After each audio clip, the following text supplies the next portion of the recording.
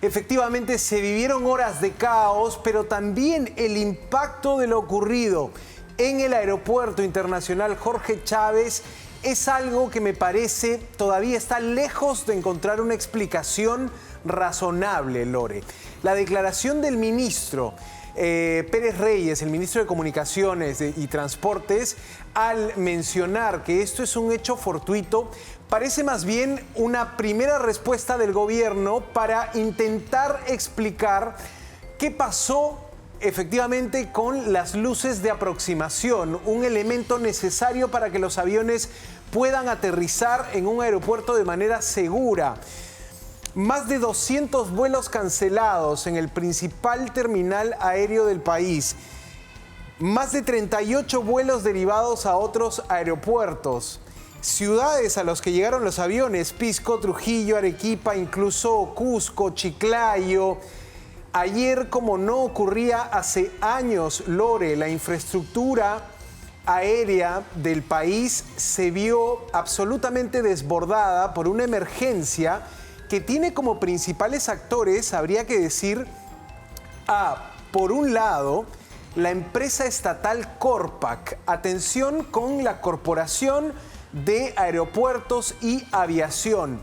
Esta es una empresa estatal y vamos a escuchar a diferentes actores que hoy hablan de esto, como no es la primera vez que la empresa Corpac, insisto, empresa estatal, que es quien pone a concesión los aeropuertos, que es quien también tiene como afiliados a controladores aéreos, los tiene bajo su poder, a los sindicatos sobre todo.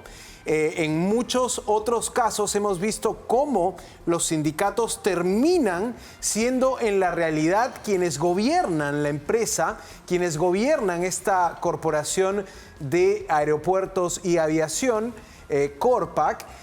Y por otro lado tienes a quienes operan los aeropuertos, que aquí en el caso del Jorge Chávez es Lima Airport Partners, los operadores, que mucho no pueden hacer ante esta situación, ya que ellos, Lore, reitero, no tienen la decisión final. La decisión final de activar, por ejemplo, la segunda pista de aterrizaje pasa por Corpac. Es interesante que la gente pueda entender a los actores, porque también podríamos hablar de las aerolíneas como actores importantes de esta situación. Pero en estricta lógica, las aerolíneas básicamente son las que han puesto la cara frente a los pasajeros y las que terminan administrando una crisis. También son víctimas de un actor, Lore. Aunque no nos guste reconocerlo, porque la aerolínea es al que tú quieres que te responda, de alguna manera son víctimas también en este escenario. Claro, porque finalmente las aerolíneas lo que esperan es una buena infraestructura aérea en el país, una pista de aterrizaje que, si por A o B sufre un hecho fortuito, tengas un plan B inmediato, de ejecución inmediata. Esto esperan las aerolíneas. Los pasajeros finalmente son los más perjudicados y vamos a empezar por eso, por la molestia de algunos pasajeros y el testimonio de esta compatriota que tenía que trasladar el cuerpo de su esposo fallecido a Tarapoto. Claro, en Tarapoto se quedaron esperando horas los servicios funerarios y todavía hay una situación de que ese vuelo no sale. Como ella, 40 vuelos derivados a otros aeropuertos, más de 200 vuelos cancelados por una falla que, abrimos pregunta, pudo evitarse por un error fortuito, como lo dice el ministro Raúl Pérez Reyes. Vamos a recordar la pregunta antes de dar pase a estas declaraciones. La pregunta que les estamos haciendo, ¿no? ¿Crees que la falla en el Aeropuerto Internacional Jorge Chávez, en el principal espacio de tránsito aéreo en el país, fue un evento fortuito, como dijo el ministro? Claro, inicialmente, Lore, invitamos a todos a escanear y participar. Uno no tendría por qué dudar de la declaración de un ministro de Estado, pero calificar a este cortocircuito como un evento fortuito que condenó a una situación de caos en la aviación civil peruana, me parece que el ministro ha puesto una palabra, ha puesto una frase de un hecho fortuito sin explicar cuál era el plan B para ese tipo de hechos fortuitos. Un cortocircuito en el cableado subterráneo que te afecta la operación de vuelos del principal terminal aéreo, a simple lógica sí parece un hecho fortuito, pero explícame cuál era el plan B. Explícame por qué tienes a metros una pista de aterrizaje inaugurada el año pasado que no pudiste activar. Esas explicaciones hay que pedírselas al ministro y probablemente el ministro voltee a mirar a la empresa nacional, a Corpac, a la compañía encargada y ese es el drama, de ¿no? los aeropuertos al final del día, y la aviación. La gente, ¿a quién le reclama? A Corpac, una empresa estatal. O sea, no te va a pagar nada. Si tú vas a Indecopi, no te van a reparar, no vas a lograr absolutamente nada, nadie va a resolver frente a ti. Y es el problema cuando es la empresa pública. Y uno dice, claro, es que todos son acá pro privatizaciones. Pero lamentablemente no responden, pues. Si esto le hubiera pasado al LAP, créeme que estarían todos encima ya abriendo la investigación, ya buscando qué hacer. Pero en este caso, como tú bien dices, el problema no es el cortocircuito. Obviamente nadie vamos a pensar que fue con una tijera a cortar el cable, pues, o apagó la llave. No, evidentemente algo salió mal. ¿Puede pasar? Vamos a asumir que puede pasar. Pero ¿no te parece algo previsible, especialmente en el Perú, que se vaya la luz? Absolutamente. Una tormenta eléctrica, claro.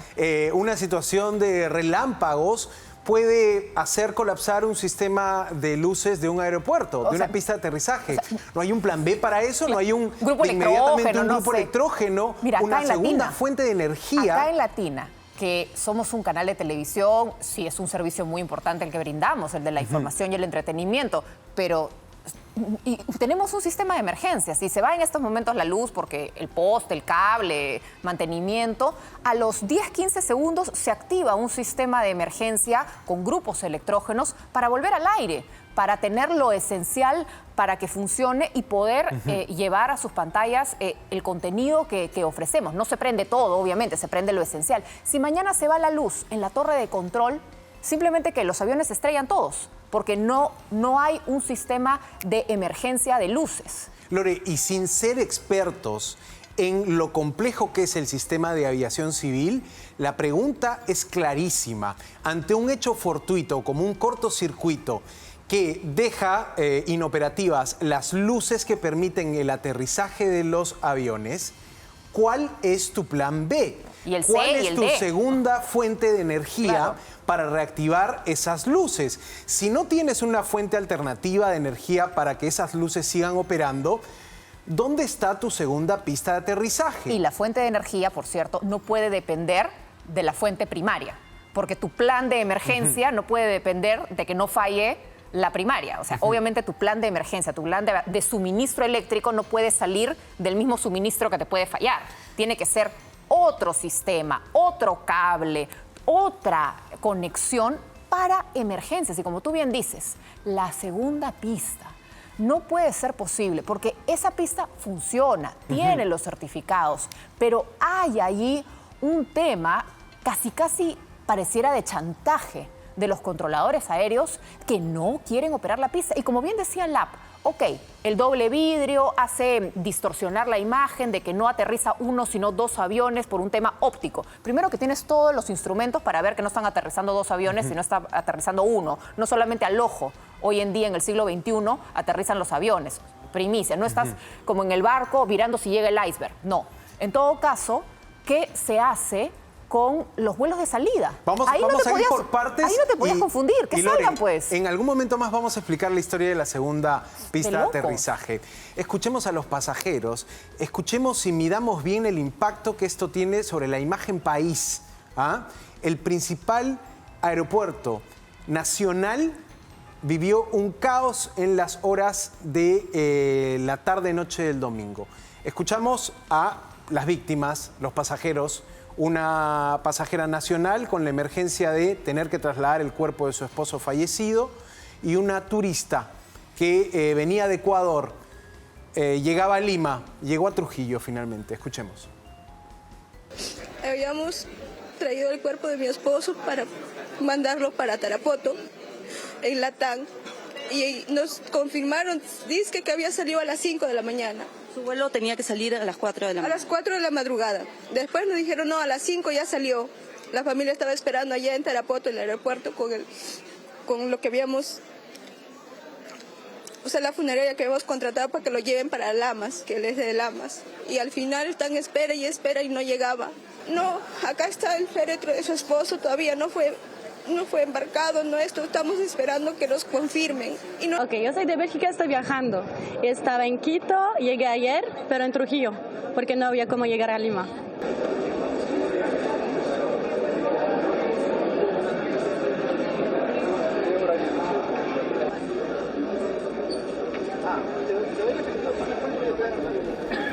Eran las colas en el aeropuerto de Trujillo. La misma situación tenías en el aeropuerto de Pisco, totalmente desbordado, no preparado para recibir algunos aviones de grandes dimensiones, como el avión de la aerolínea Iberia, que tuvo que aterrizar de emergencia en Pisco y se llevó en su aterrizaje un poste. Al recargar combustible, ¿no? Imagínate, claro, o sea, tenía de todas maneras que estar preparado el sistema de aeropuertos nacional para una emergencia como esta, y eso es lo que no hemos visto, Lore. Claro, porque me imagino que un vuelo tan importante, que venía de 12 horas de vuelo, como es un vuelo transatlántico, y digamos, no es que tiene mucha más, cuánto más combustible le queda, cuánto más tiempo puede sobrevolar. Además, no tenías una idea de cuánto tiempo te ibas a demorar en resolver el problema. Imposible que vuele 10 horas en el aire, más 10 más de vuelo. Y Pisco está a 50 minutos. En términos aéreos, llegas en 50 minutos. No era el avión ideal para aterrizar, pero tenías que tomar una decisión rápida. Probablemente los aeropuertos del norte, sus pistas son todavía más chicas. Y eso también nos hace hablar ya en el segundo capítulo de esta historia de por qué no funciona nada en el aeropuerto de Pisco. ¿Por qué solamente tenemos un gran aeropuerto para que operen las avionetas que hacen tours a las líneas de Nazca? No, y todas las respuestas y todas las preguntas nos conducen a la Corporación de Aeropuertos y Aviación en el Perú, a Corpac. Es ese actor estatal en medio de operadores privados que operan aeropuertos, en medio de aerolíneas privadas, que son las que hacen el servicio, que operan los vuelos, pero en medio de esta historia tienes a una empresa estatal que no es la primera vez que muestra deficiencias en su manejo. Ya ha tenido bastantes cambios, ¿no? Han cambiado directivos, han estado pasando por varias renovaciones. Por otro lado, también, ¿en qué quedó el tema, te acuerdas, de controladores aéreos que venían desde la FAP? Que estaban habilitándolos, certificándolos para que los miembros de la Fuerza Aérea que tienen conocimiento para ser controladores aéreos puedan tener la certificación civil para operar. Por último, podía haberse operado esa segunda torre, esa segunda pista con esos controladores de la Fuerza Aérea en caso los de Corpac dijeran no. Ahí lo que tienes es un tiempo de preparación para estos controladores. Probablemente... ¿Están avanzando? Esa es mi pregunta. Probablemente es una buena pregunta, pero además, Lore, vamos a recordar, 3 de abril del año 2023, nada más asumía el gobierno Dina Boluarte, inaugura la segunda pista de aterrizaje del Jorge Chávez, la que será la principal pista de aterrizaje del nuevo aeropuerto. Inaugura la pista, inaugura la torre y dice la presidenta hace más de un año que esta pista está ahí para emergencias, Lore, para ser utilizada en caso de emergencias. Exactamente lo que pasó ayer. Vamos a recordar este material de archivo. 3 de abril del 2023, la presidenta Dina Boluarte inaugurando la segunda pista de aterrizaje en el Jorge Chávez. La segunda pista de aterrizaje tiene 3.480 metros de longitud, así como de una red de más de 10 kilómetros de nuevas calles de rodaje, luces de aproximación, sistemas de balizamiento, entre otros. Uno de los grandes beneficios de tener las dos pistas operativas es que en caso hubiese algún incidente en una de ellas, se podrá usar la otra como pista de emergencia.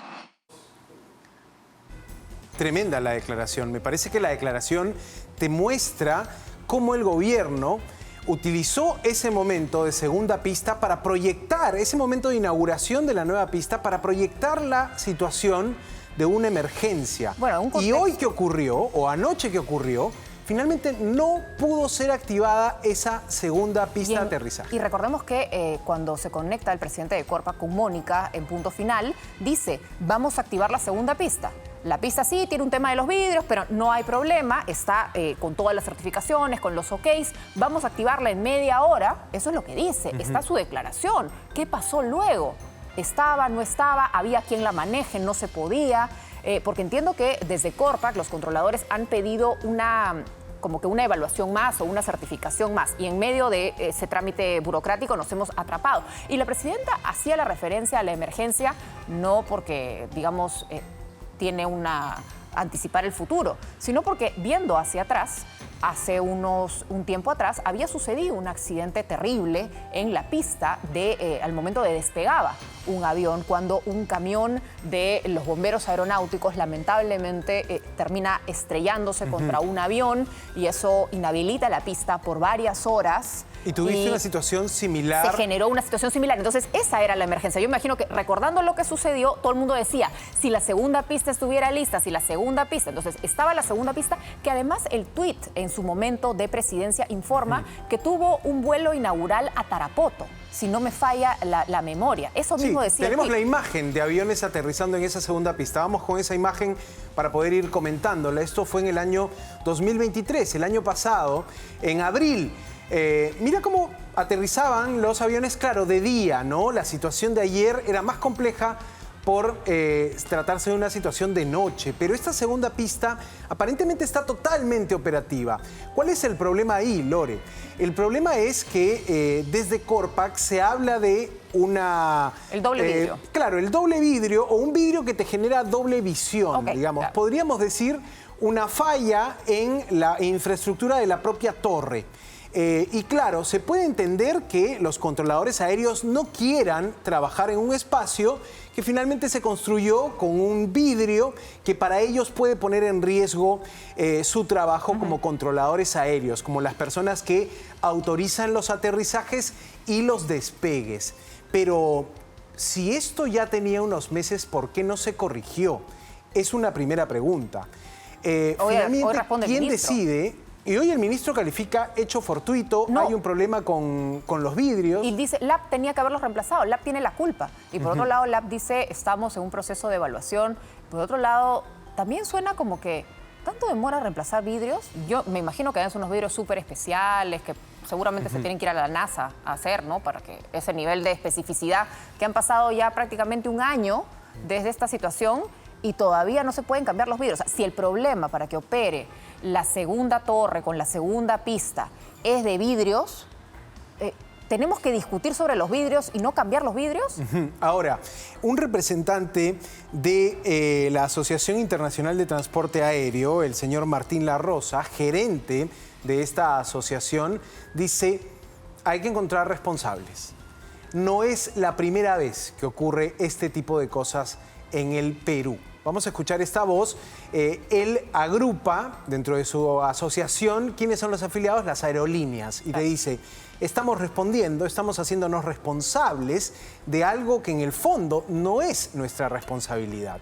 El funcionamiento del aeropuerto, el tema técnico del aeropuerto. Fallaron las luces y esta persona te dice, no es la primera vez que ocurren este tipo de fallos en el país, como dejando en claro de que algo no funciona bien con los otros actores dentro de la operación de la aeronáutica civil en nuestro país. Vamos a escuchar al señor Martín La Rosa.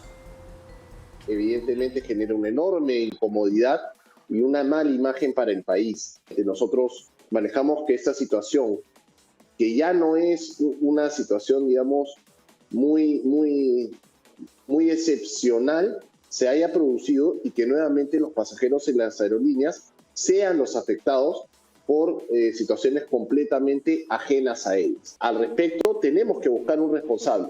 Tenemos una segunda torre y una segunda pista que se entregaron en abril del año pasado y el día de hoy no terminan de operar, ¿no? Las responsabilidades se tienen que buscar y se tienen que buscar soluciones. A estas alturas ya deberían haberse reemplazado los vidrios. Ajá, ahí habla de los famosos vidrios que se tendrían que haber reemplazado sí, pues, ya. ¿no? Suena como que algo menor, ¿no? Como que un detalle, te faltan los vidrios, o sea, te pasas ¿Cuántos meses para mudarte a tu casa, al nuevo espacio que vas a ocupar? Porque te faltan los vidrios. No, tremendo, Lore, tremendo que al final esa situación, esa condición haya impedido que opere esta segunda pista de aterrizaje en un caso de emergencia, como la propia presidenta había dicho. Bueno, aquí también la pregunta que queda abierta para pasar a otro tema es ¿cuál era el plan B ante un corte súbito del fluido eléctrico en la pista principal? Claro. Es muy difícil pensar que no había una segunda fuente de energía, un segundo o un plan B, literal, para que esas luces no dejaran de operar y ya. Estás hablando del principal terminal aéreo del país, Lore, que ayer vivió un caos y este caos me parece está lejos de explicarse con la respuesta del ministro del hecho fortuito. Claro, es que si dices hecho fortuito, al final no tienes que asumir ninguna responsabilidad real. Si es una negligencia, ahí ya te sometes, no sé, a multas, a sanciones, ya pasas por otro tipo de reacciones. En cambio, si es fortuito, si Dios lo mandó, entonces no pasa nada.